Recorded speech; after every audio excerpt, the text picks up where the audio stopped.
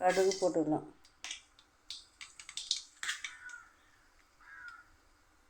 உளுத்தம்பருப்பு போட்டுக்கலாம். கடலைப்பருப்பு போட்டுக்கலாம்.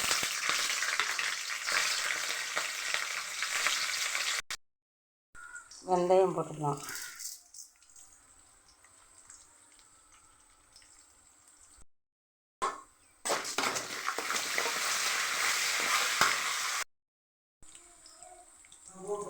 காஞ்ச மிளகா போட்டுக்கலாம். கருவேப்பிலை போட்டுக்கலாம்.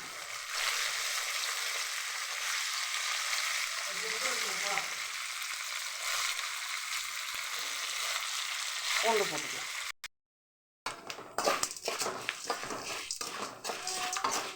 இந்த அளவுக்கு நான் வந்து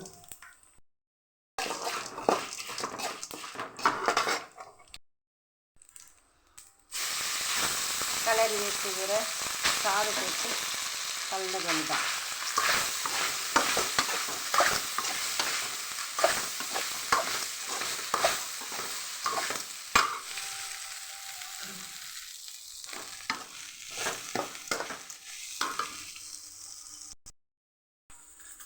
புரட்டாசி மாதம்ன்றதுனால நான்வெஜ் செய்ய மாட்டோம்.